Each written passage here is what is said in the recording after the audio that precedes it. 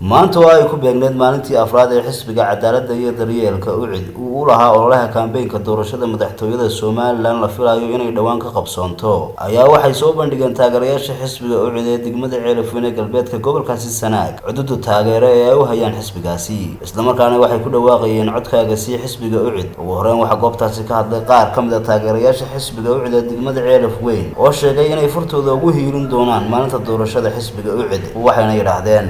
waxaan maqan ummadda maqan waxaan u sheegaynaa aafaqbayna kale ku jira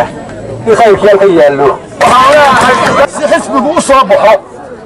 ha loo tixgeliyo qof kastaaba halka uu joogo codkeena yaa leh UCID baanu nahay baana xaflada ballaaran ee lagugu soo baxay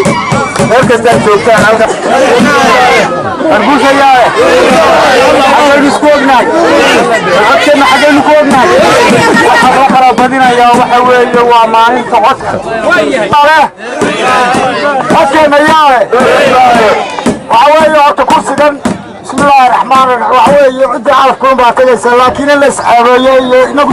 سي حسبيه كلا dadka waxayaan ee soo xajibayaan inagu xaashaa ka ufana ma wala ka codkeena yaare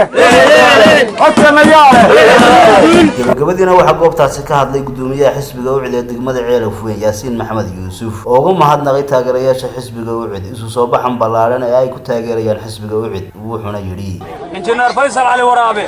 waa soo halgama in badan soo fadhiyay oo markaas soo jiifay waxa laga yaabi lahaa kuwa kale oo maanta inayba inta aanay u dulqaateen inta soo jeer buu soo sabray oo codka u taagnaa oo u taagan yahay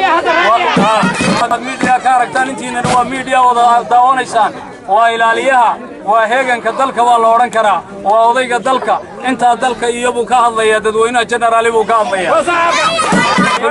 yaajarkiisa yaajarka ka sameeyay halkan wuxuu ka bilaabay maalintii dhawada Jimcaha inuu ugu deeqo markaasi kaambeeygiisa dalkaba inuu ugu deeqo markaasi dadka jilicsan